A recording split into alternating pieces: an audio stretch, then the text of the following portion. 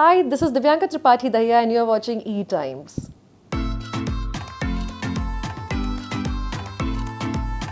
मैं प्यार को लेके मुझे प्यार से कभी मेरा भरोसा उठा नहीं है ऑनेस्टली हमेशा से रहा था और आफ्टर मीटिंग विवेक मेरा प्यार पे और ज़्यादा भरोसा बढ़ गया है.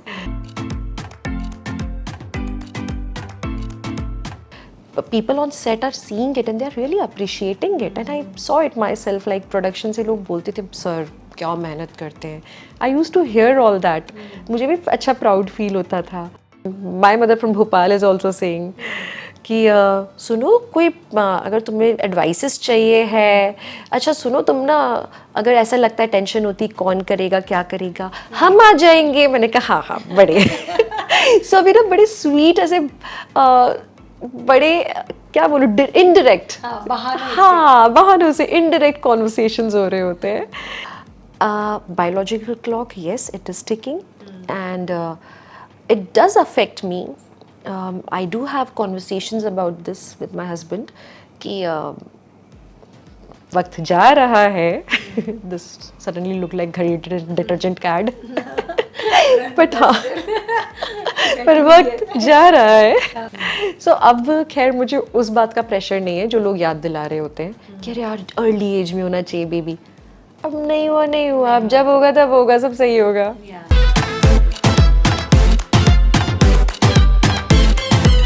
Hello everyone, welcome to E Times. I'm Vijaya Tiwari and I'm today in conversation with the Dhakad girl, the Bindas girl and the very talented Divyanka Tripathi.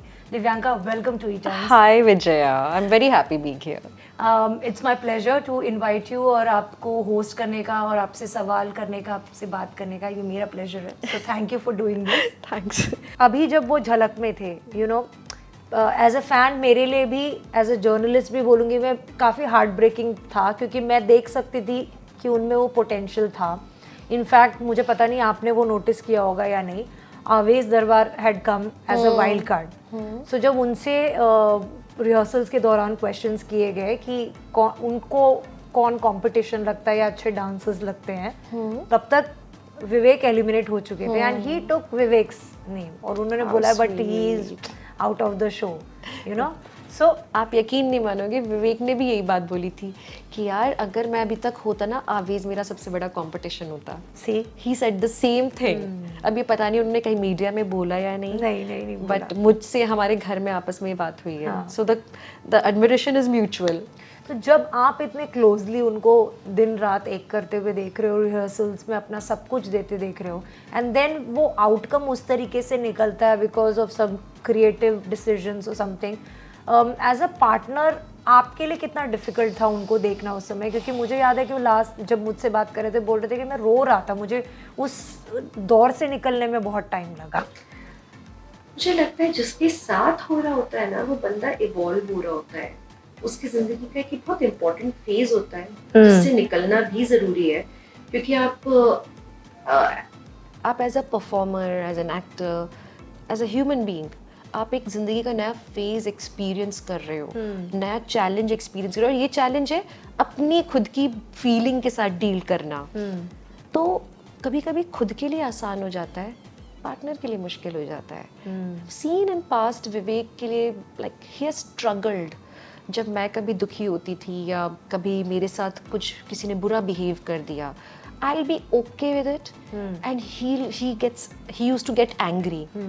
इतना क्यों आप फील कर रहे हो, मैं तो ठीक हूँ ना, मैंने डील कर लिया. वो मुझे अब फील हुआ पहली बार जब झलक में ही उनके साथ हुआ. ही वॉज काम, he was accepting it gradually. और मुझे आ रहा था गुस्सा, मुझे आ रहा था बहुत गुस्सा कि ये सही नहीं है. ठीक है, बिजनेस है, सब काम कर रहे हैं अपनी अपनी ड्यूटीज निभा रहे हैं, अपने वर्ल्ड में उनके अपने अलग कॉबवेब्स हैं, रिक्वायरमेंट्स हैं, हाँ अपने उधेड़बुन हैं जिनसे सब डील कर रहे हैं everybody. So we understand that. But वो जो एक होता है ना इतना हार्ड वर्क किसी ने डाल दिया. कहीं ये भी हो सकता है कि जो मेरी नाराज़गी ना शायद एक चैनल से या एक प्रोडक्शन से नहीं थी, यूनिवर्स से थी, that this is not right. Yeah.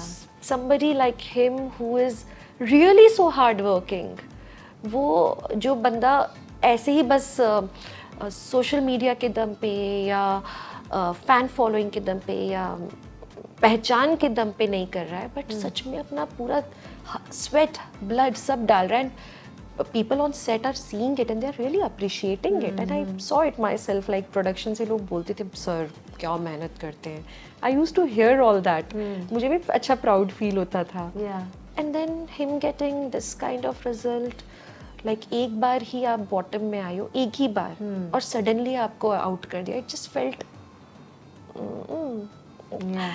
And specially आप उस दिन गई थी वहाँ पे as a guest, that must have been terrible. I felt terrible. I can't tell you. मेरा तो छोड़ो. My mother-in-law saw this and she was crying that day. ऐसा हम लोगों को लगता है ना, मतलब एक्टर्स की लाइफ से लोग सोचते हैं कि ये पपेट्स हैं, इनकी ज़िंदगी क्या ही होगी. मेरी मदर इन लॉ रो रही थी कि बेटा तुम्हारी मेरे लिए, not for Vivek, she said बेटा तुम्हारी एक तो शादी की, तुमको बुला के, और तुम्हारा दोबारा सब तुम अपना जोड़ा तुमने इतने मुश्किल से, शी न्यू कि मैं भोपाल से मैंने कैसे मंगाया, भोपाल से मम्मा ने उसको रीफर्बिश करने के लिए शी डिड समथिंग, उन्होंने ड्राई क्लीन किया फटाफट, कुरियर किया, यहाँ मैंने रिसीव किया, रीफर्बिश किया बिकॉज इट वाज ऑल अंदर से ख़राब एंड ऑल, एंड वो सब करके एंड देन इतना एफर्ट मार के, and something really special, and I told this to them before कि listen, मेरा शादी का असली जोड़ा है ये, I respect it, मैं इस प्लेटफॉर्म पे इसको ख़राब नहीं करना चाहती हूँ, अगर स्पेशल मोमेंट हो ना तो ही करना प्लीज़, वरना मत प्लीज़ करो, मैं इसकी डिसरिस्पेक्ट नहीं करना चाहती, मैंने बोला था. So my mother-in-law was crying कि बेटा तुम्हारे साथ ये ठीक नहीं हुआ. मैंने कहा नहीं मम्मी कोई नहीं, तो एक दूसरे को हम इस तरह से हिम्मत देते हैं कि कोई नहीं, शो है, क्या जाता है, कोई बात नहीं है. बट हाँ, people around us they also get affected, क्योंकि सब में वही इमोशंस तो है ही ना end of the day. But उस समय आपने एज अ पार्टनर विवेक को कैसे संभाला, या you made him to you know settle with that heartbreak, क्योंकि एक एक्टर के लिए वो भी ज़रूरी है. I let him cry, as in I was there. Whenever he cried, my shoulder was there. Physically you were present. I was hugging him, but I was not saying कि मत रो, अरे क्यों रो रहे हो, कोई बात नहीं, बात है. बात है, आपका इमोशन फ्लो कर रहा है, आप ह्यूमन बीइंग हो, यू आर अ मैन और अ वुमन, एनीबडी. मुझे लगता है इमोशंस को नहीं रोकना चाहिए. ऑफ कोर्स इमोशन अगर एंगर वाला हो तो रोक लेना चाहिए एक बार, लेकिन अगर आपके अंदर एक दर्द है कोई, निकालो. नहीं तो क्या होता है, सप्रेस होने के बाद में अगर मैं बोलती अरे कोई बात नहीं आप ऐसे कैसे रो सकते हो, ये नहीं करो वो नहीं करो, if I would have said this, suppress हो जाता, बंदा डिप्रेस हो जाता, और फिर वो कहीं कभी गलत जगह पे निकलता. हाँ, तो बेहतर था कि वो अपने इमोशन को अच्छे से बोलें. उनके फ्रेंड्स को बुलाया मैंने रात को, एक दो रात बाद, जब he was better in a state to speak, friends को बुला के उनके साथ डिस्कस किया. फिर मम्मी पापा को बुला लिया चंडीगढ़ से कि आप लोग आ जाओ, ही नीड्स यू. तो वो आ गए. तो फिर वो घर का जो माहौल होता है, दोस्त होते हैं, they really help. And I don't know, देखने वाले सुनने वाले सोचेंगे कि ये सॉब स्टोरी चल रही है, नहीं, it's a real life story. सबके घर में होता है. आप अगर एक एग्ज़ाम में जा रहे हो, यूपीएससी के लिए खड़े हो, यूपीएससी में अगर आप पास नहीं हुए तो how do you deal with it. Job interviews, आप उस फीलिंग को सप्रेस करके डिप्रेस्ड रहोगे या अपनों से शेयर कर लो. एंड फैमिली को भी इतना वेलकमिंग होना चाहिए कि वो ये बोलने की जगह तुझे ना ऐसा करना चाहिए था, वैसा करना चाहिए था. करना तो बहुत कुछ चाहिए था लाइफ में लेकिन उस समय जब कोई इस फीलिंग से गुजर रहा है, accept it, be there as a support system, do not give too many advices, and just be there to listen. Be there to listen, empathize, क्योंकि उस समय बस वही ज़रूरी है. And this is applicable to everybody. बात करो, वो ज़्यादा, और सुनो भी कि सामने वाला क्या कह रहा है. हाँ. Also दिव्यांका, you know, आपके और विवेक आप दोनों काम करते रहते हो simultaneously, how do you guys एक शादी को चलाने के लिए ऐसे बोलते हैं ना कि एक शादी में हमेशा स्पार्क की ज़रूरत रहती है, अदरवाइज बहुत मोनोटनी बहुत जल्दी आने लगती है। आप दोनों को अपनी शादी में कैसे लाते हो? हम दोनों डेट्स पर जाते हैं, like mamma is here right now from Chandigarh, and for Valentine's we took her permission, and हम दोनों मम्मी भी बहुत खुश थी यहाँ जाओ वैलेंटाइंस पे, तो हम दोनों बाइक राइड पे चले गए। हाँ, ये अपने नया शुरू किया, मैं देखती रहती हूँ इंस्टाग्राम पे। So again that was a part of keeping the monotony aside and keeping it interesting. तो विवेक और मैं हम दोनों बाइक राइड पे चले गए लोनावला, वहाँ पे टाइम स्पेंड करके अच्छे से 2 दिन, एक्चुअली एक दिन तो पूरा ट्रैवल में गया, नाइट स्टे किया, then we came back riding. I think riding was the best part of it, it's about the journey as I said. So and हाँ, हम ये भी करते हैं, we have intercoms in our helmets, so हम कितने भी दूर जाते हैं we are always connected. So हम लोग राइड करते करते ना वी स्ट्राइक कॉन्वर्सेशन। सो हम आई रियलाइज्ड कि जब हम आमने सामने बैठ के बात करते, या फ़ोन पे तो खैर विवेक और मैं बहुत कम बात करते, लेकिन कई बार ना आमने सामने बैठ के भी ऐसे इंट्रिंसिक थॉट्स फ्री फ्लो में नहीं निकल रहे होते, but when we are riding ना बड़े अच्छे थॉट्स आ रहे होते हैं, and then we have conversations and बड़े फ्रूटफुल कॉन्वर्सेशंस। सो ये मैंने अलग एक पार्ट डिस्कवर किया हम दोनों के साथ की जर्नीज़ का।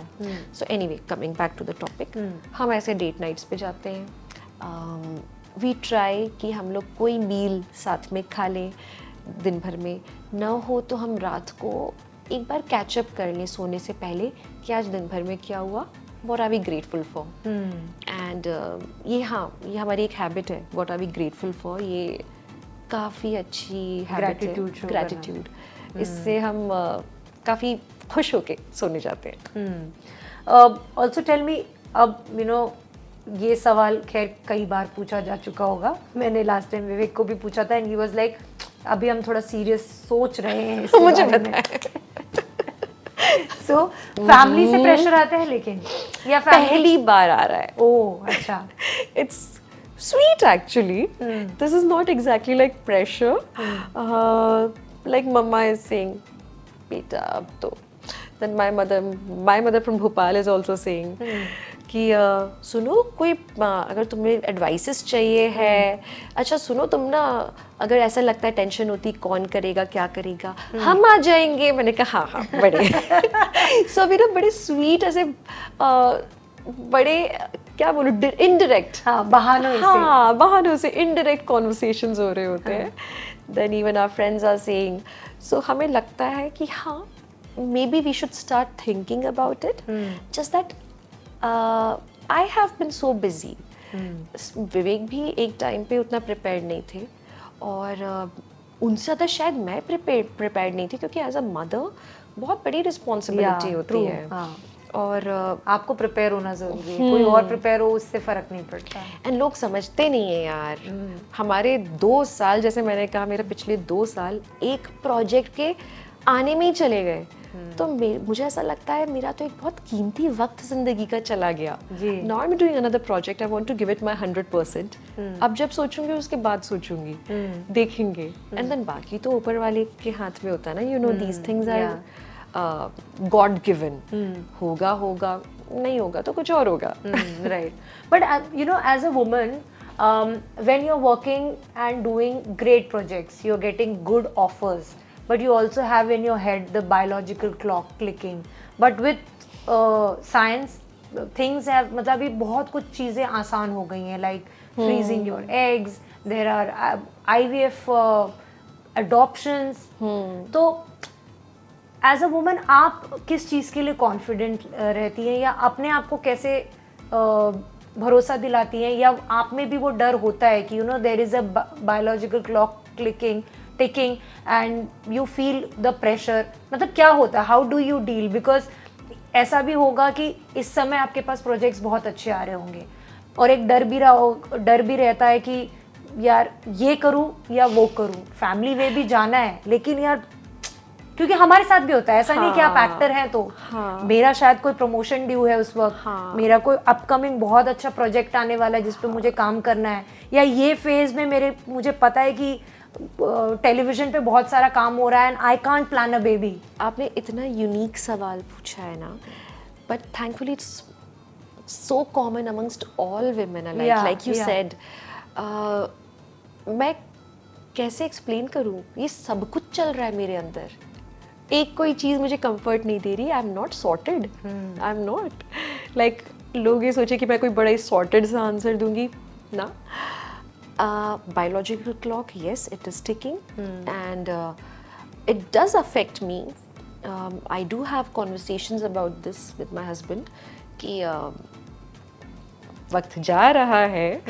This suddenly look like घड़ी detergent cad. Brand But ambassador. पर वक्त जा रहा है. I do remind him and myself also, अपने आप को भी याद दिलाती हूँ. वो एक प्रॉब्लम है, बट हाँ साइंस पे मुझे भरोसा भी है. Because when I met my gynaecs they are like don't worry, आजकल बहुत कुछ होता है. So they give me this comfort.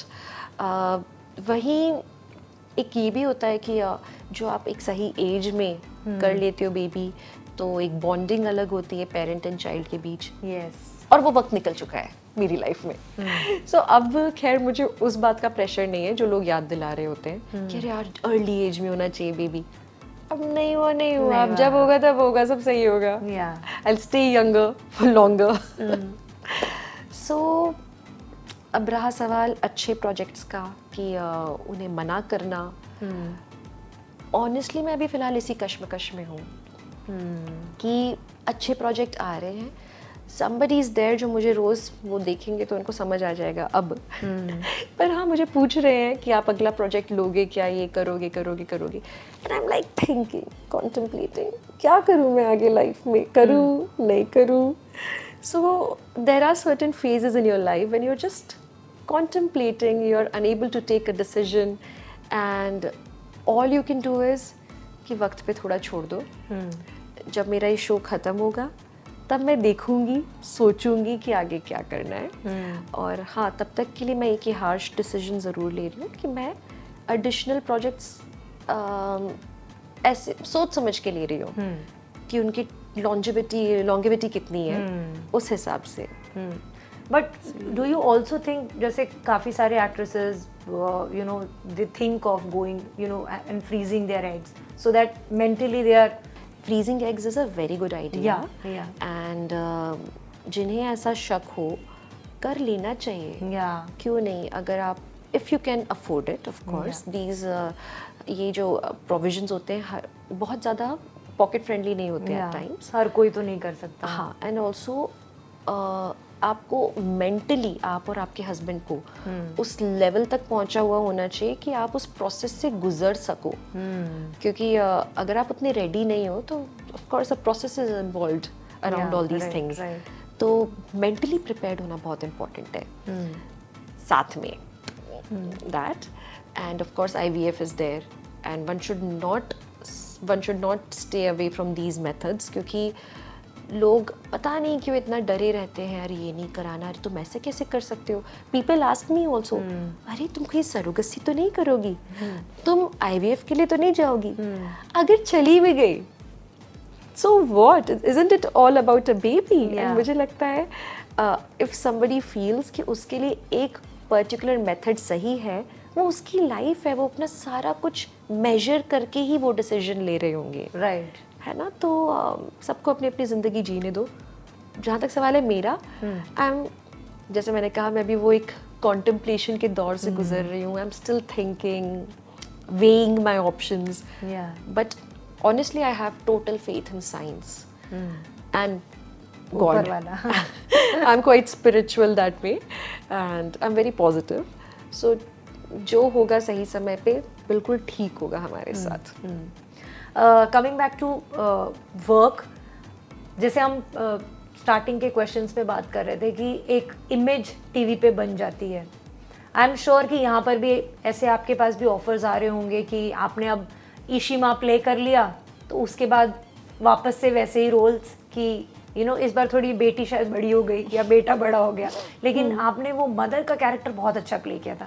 ऐसे आपके साथ भी हुआ जब टाइपकास्ट करने की कोशिश की लोगों ने? टाइपकास्ट शुरू में हो रहा था, उसके बाद में अब लोगों को मालूम चल गया है थैंकफुली कि ये बहुत कुछ कर सकती है।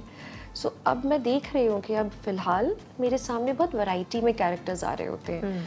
सो शायद वो दौर अब खत्म हो चुका है। बट पहले हुआ है बहुत ज़्यादा।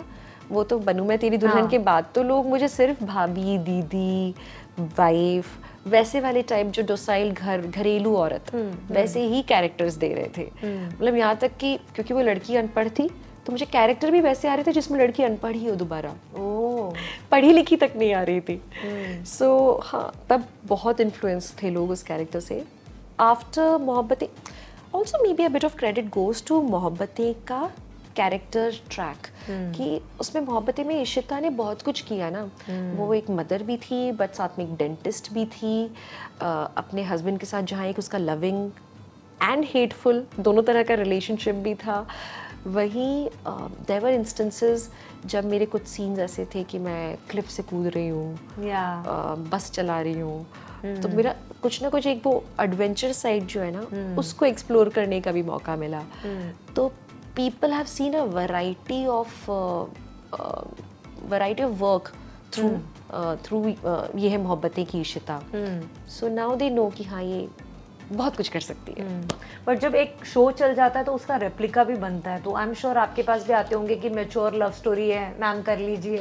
बहुत आते हैं, बहुत। उस समय जो भी अच्छा शो चल रहा हो ना उसका एक रेप्लिका शो आ जाता है मेरे सामने। तो आप कैसे फिर मना करते हो, क्योंकि आपको भी लगता होगा कि यार काम तो करना है, बट कैसे? मैं मना कर देती हूँ। कर देती हूँ? हाँ, क्योंकि मेरे लिए I should really enjoy the character. अगर मैंने कैरेक्टर नहीं एंजॉय किया, स्टोरी में मज़ा नहीं है, मैं कैसे रहूँगी उसके साथ? मतलब मुझे रोज़ जाके एक काम करना है। Like if I don't like washing utensils, I wouldn't take up that job. मैं यूटेंसिल्स धोने का काम तभी करूँगी जब मुझे एंजॉयबल लगे, सिंपल। तो मैं वो काम उठाती हूँ जिसमें करने में मज़ा आए। फिर वो मीडियम मैं नहीं देखती कि वो टीवी है, वेब सीरीज़ है। कोई फिल्म भी अच्छी आएगी, अगर कैरेक्टर अच्छा नहीं है, I will never do it. And what about films Divyanka? जब बनू चला और उसके बाद आई एम श्योर एक हमेशा एक एक्टर का ख्वाब होता है कि उसको बड़े पर्दे पे दिखना है। आप में कभी वो चाह थी या फिर आप टेलीविज़न से संतुष्ट थी? मैं अपने किरदारों से संतुष्ट थी। तो मेरा कभी ऐसा नहीं रहा कि मुझे बड़े पर्दे पे दिखना है। अगर सच्ची कोई अच्छा कैरेक्टर मिला होता है ना, चैलेंजिंग सा, मैं कर भी लेती। पर आते थे offers and they were very side में खड़ी हुई लड़की, आदमी को सपोर्ट करती हुई लड़की, सारे वो कैरेक्टर होते थे। एंड मैं बहुत सेल्फ रिस्पेक्टिंग हूँ। मुझे लगता है कि हमारी इंडस्ट्री में, बॉलीवुड में अभी भी, I am being very honest here, but ऐसे बहुत कम फिल्में बनती हैं जिसमें विमेन को इक्वल पावर मिले, specially in big commercial projects. And जो ऐसी मूवीज होती है ना जिसमें उस तरह का पावर मिल रहा है एक वुमन को, I always go and watch those movies. Like there are many, Raazi, कि काफी सारे अभी तो बनना शुरू। मिसेस चैटर्जी वर्सेस नॉर्वे, या रानी मुखर्जी, क्या काम किया उन्होंने उसमें। पर ऐसी और फिल्में बननी चाहिए, एंड बनती रहनी चाहिए। हाँ, कि जितनी ज्यादा बनेंगी ना फिर उतने ज्यादा फीमेल एक्टर्स को काम मिलेगा उनके पसंद का। अभी फिलहाल वो कॉमर्शियल पसंद का काम कर रहे हैं।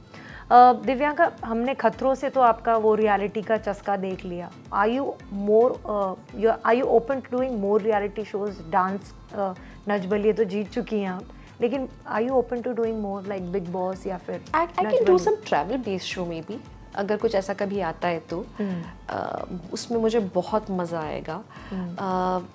बिग बॉस मैं उतनी बातूनी नहीं हूँ और मैं अपनी फैमिली से ज़्यादा दूर नहीं रह सकती, तो शायद मुझे हर शाम, क्योंकि अपना घर आना पसंद है, मैं बिग बॉस में उतनी कीन नहीं हूँ करने के लिए। बट ऑफर तो होता होगा हर साल, क्योंकि हम तो सुनते रहते हैं, काफ़ी सालों से सुनते आ रहे हैं। जी, वो ऑफर हमेशा से आता रहा है, पर उतनी इंक्लाइंड नहीं हूँ। डांस रियलिटी शो नच बली करके हम जीत भी चुके हैं, सो अभी फ़िलहाल उसमें भी कोई मन नहीं है मेरा। कुछ अलग आता है इंटरेस्टिंग तो I will definitely do it. Also जो दिव्यांका ने करियर शुरुआत किया था, उस दिव्यांका से अब की दिव्यांका में क्या क्या चेंजेस आप खुद महसूस करती हैं on a personal and professional level? कितना फ़र्क है, बहुत फ़र्क है। तब मैं बेधड़क बात करती थी, अब मैं थोड़ा धड़कन संभाल के बात करती हूँ। तब I was quite pretty then. नहीं, अभी भी हो आप, माशाल्लाह। शुक्रिया। पर आई टेल विवेक, अगर आप उस वाली दिव्यांका से मिले होते ना, आप ज़्यादा ही खुश हो जाते। I was quite pretty. नहीं, अभी भी हो आप। शुक्रिया। ये तो झूठ है। बट मैं और काफ़ी इवॉल्व हो गई हूँ अब मैं सोशल इश्यूज़ के बारे में बहुत सोचती हूँ, विमेन एम्पावरमेंट के बारे में बहुत सोचती हूँ। तब आई वॉज क्वाइट न्यूट्रल। मैं शायद तब ऐसे कैरेक्टर्स भी कर लेती थी जिसमें वुमन सबमिसिव होती है, पर अब ना मैं अब सवाल करती हूँ। अब तब मैं ऐसे किरदार पे सवाल नहीं करती थी कि एक मदर इन लॉ क्यों बुरी तरह से बात कर रही है। अब मैं बोलती हूँ क्या ज़रूरी है कि मदर इन लॉ ऐसी बात करे, हमारे घरों में तो अच्छी वाली है, तो आप ऐसी वाली क्यों दिखाना चाहते हो। बिल्कुल। So I have really changed, my thought process has changed a lot. And on a personal level Divyanka के थॉट्स प्यार को लेकर कितने चेंज हुए हैं, रिलेशनशिप्स को लेकर कितने चेंज हुए हैं? मैं प्यार को लेके मुझे प्यार से कभी मेरा भरोसा उठा नहीं है ऑनेस्टली। हमेशा से रहा था, और आफ्टर मीटिंग विवेक मेरा प्यार पे और ज़्यादा भरोसा बढ़ गया है। सो हाँ, आई वुड से कि after my wedding I am more inclined towards having a beautiful love story. और ये कह सकते, इसमें यकीन हो गया कि जो होता है अच्छे के लिए होता है। एब्सोल्युटली, आपने बहुत अच्छा कहा। ये मैं बोलती रहती हूँ लोगों से, लोग like people keep going to my past and वो बातें उठाते रहते हैं, and मैं दिल से ये महसूस करती हूँ, दिल से, कि मैं मतलब पता नहीं क्यों हम इतने स्टूपिड होते हैं लाइफ में, हम किसी गलत दिशा में भाग रहे होते हैं। हम भगवान से वो मांग रहे होते हैं जो भगवान हमें देना नहीं चाहता, क्योंकि उसको मालूम है हमारे लिए कुछ बेहतर है। बेहतर है। आप ज़्यादा मांगोगे तो भगवान बोलेगा ले तथास्तु, स्टूपिड, झेल। But then once you come out of it, you realize कि okay, something better was destined for you, and you should have accepted it with open arms. So I think it's important. Actually, ये message कुछ लोगों के लिए है. Somebody called me up recently and asked कि how do you come out of a broken relationship because faith चला जाता है. And मैंने बस उनको ये समझाने की काफ़ी कोशिश की कि फेथ क्यों जा रहा है, आपके दिल में तो प्यार है ना, एंड यू नो कि आप जिस शिद्दत से प्यार कर सकते हो, तो आपको ये तो मालूम होगा कि ये रियल ह्यूमन क्वालिटी है। So may be you are looking for this quality in the wrong place. अपने दिल के दरवाजे को खुले रखो हमेशा। You don't know what surprise you might get, और may be a shock again, but again दरवाजा बंद मत करो। नेक्स्ट जिंदगी की नेक्स्ट पड़ाव देखते रहो, कभी भी लाइफ को ऐसे क्रॉस मत करो, जीना मत बंद करो। बट आपको ऐसा लगता है कि शायद आप खुद भी लिखती तो इतनी अच्छी लव स्टोरी नहीं लिख पाती जो गॉड ने आपके लिए प्लान किया? हाँ, ये मानते हो? I completely agree। हम नहीं इमेजिन कर सकते कि हम कहाँ तक जा सकते हैं कभी कभी, जो हमारे मम्मी पापा भी कर पाते हैं और भगवान कर पाते हैं। क्योंकि यू नो आपने खुद कहा था कि जब भी जो भी चीज़ें हुई, मुझे पास्ट में नहीं जाना, बट आप भी चाहती थी कि वो वर्कआउट करे और आपने उसके लिए जी तोड़ मेहनत की थी। लेकिन अब जब आप बैठ कर देखती हो, अपनी लाइफ को विजुलाइज करते हो, आपको लगता है कि जो होता है अच्छे के लिए होता है। जाना तो मुझे भी वहाँ नहीं है। लेकिन हाँ, I am very very happy with Vivek. So Divyanka, अब इतनी सारी हमने बातें कर ली, मुझे बताइए what are the things that you are planning in next 5 years, or where do you see yourself in next 5 years? What are the things that you want to do? क्या सवाल पूछ लिया, हाय भगवान। प्लान नहीं करते? बिल्कुल नहीं। I am not a planner at all when it comes to this. हाँ, मैं ये प्लान करती हूँ कि आज के दिन मैं क्या करने वाली हूँ, या मैक्सिमम 1 महीना 2 महीना कि अच्छा इस दिन मैं विवेक के साथ डेट पे जा रही हूँ, I will give that date out to my production, या शूट है तो मैं कल मेरा शूट है जैसे, तो मैं मड आइलैंड जा रही हूँ शूट करने, तो मैं बाइक पे जाऊंगी। इतनी तक प्लानिंग है मेरी। लेकिन उसके आगे जिंदगी में टैक्स की प्लानिंग कर लेती हूँ कि हाँ मेरे को टैक्स का पैसा देना है लेकिन जिंदगी की नहीं है। I take it as it comes. Right. Any message to fans before winding up? Actually, there is one. Recently, so many fans or followers, they actually open up to me a lot. कभी-कभी ना वो लोग मुझे अपने दिल की बात, ज़िंदगी की परेशानियाँ, घरेलू मसले सब शेयर कर लेते हैं। और there are times when I even respond, अगर मेरे बस में हुआ तो, and since they are so keen on taking an advice from me, मैं उन्हें कभी इक्का दुक्का एडवाइस दे देती हूँ। एक एडवाइस पे ना मुझे बहुत रिटेलिएशन मिला था। Okay. बहुत तगड़ा retaliation, and I did take a step back, but then I thought कि ना मैं कभी पब्लिक प्लेटफॉर्म पे कहीं बोलूँगी। That person had nobody to talk to, and वो घर में बहुत परेशान है, एंड वो मुझसे बात करना चाह रही थी और अपने मसले शेयर करना चाह रही थी। और जिस तरह से मैंने ग्राफ देखा कॉन्वर्सेशन का, आई एडवाइज्ड कि you should definitely go to a therapist and talk about this, discuss, because हाँ तुम्हारे घर में कोई नहीं है और मैं बहुत दूर हूँ, लेकिन शायद तुम्हें दिल खोल के बात करने की ज़रूरत है किसी से।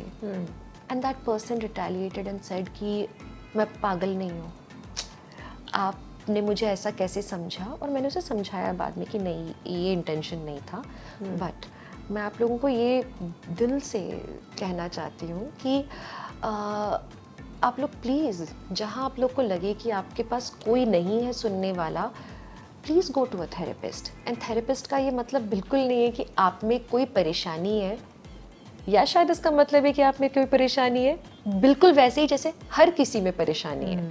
क्या मुझ में कोई परेशानी नहीं है? क्या मेरे हस्बैंड में, मेरे मम्मी पापा में, मेरे फ्रेंड्स में, हम सब अपने अपने लेवल पे परेशान हैं। बस ये है कि कभी कभी उस परेशानी का हल निकल के आ रहा होता है, बट कभी कभी there are certain mental pressures जिसका हम सोल्यूशन नहीं निकाल पा रहे होते हैं, कोई और भी नहीं निकाल पा रहा होता। लोग सोल्यूशंस दे रहे होते हैं बट दे आर ऑल बेमानी, यूजलेस लग रहा होता है। ऐसे समय पे if you actually go and seek help, and ये हेल्प मतलब एग्जैक्टली ऐसा नहीं मेरी मदद करो और वो आपको कोई उपाय दे देंगे, they are not like magicians, पर वो आपकी बात सुन के ना आप ही से रिजल्ट निकलवाएंगे। एक कॉन्वर्सेशन, 2, 3, 4 सेशंस के बाद समझने की कोशिश करेंगे कि प्रॉब्लम क्या है। हाँ, 3-4 सेशन के बाद उनको एक्चुअली रूट कॉज पता लगेगा, और जब वो रूट कॉज आपको समझाएंगे तो ऑटोमेटिकली आपकी परेशानी भी कम होने लगेगी, या शायद आपको प्रॉब्लम से डील करने का मेथड मिल जाए और ज़िंदगी उतनी मुश्किल ना रहे। एंड ट्रस्ट मी, मैं खुद थेरेपिस्ट के पास गई हूँ, मैंने खुद कंसल्ट किया है। There was a phase when I was getting depressed, I was crying in a jiffy. मेरे को छोटी छोटी बातों पे जहाँ बंदा गुस्सा कर देता है, मेरा रोना छूट जा रहा था। दिस वाज व्हेन 1-2 साल पहले की बात है। एंड मुझे समझ नहीं आ रहा था ये हो क्या रहा है। Then I went there and there was absolutely no problem in my life. I was happy in my family and सब सही था, but there was something depressing and रोना छूट रहा था छोटी छोटी बातों पे। मैंने कहा मैं जाऊंगी, Viv was very supportive, he said हाँ बिल्कुल, एंड गई। I took consultations and trust me, I felt better and I knew how to deal with my mental stress in a better way. So इसका मतलब ये नहीं कि कोई इशू है, दिमागी परेशानी है नहीं। सो प्लीज़ आप लोग हेल्प लो व्हेन रिक्वायर्ड। या ये दिल से बोल रही हूँ मैं, तड़पो मत। Thank you so much, Divyanka. It was pleasure talking to you, and thank you for taking out time and talking to us. It's a pleasure talking to you always. Thank you.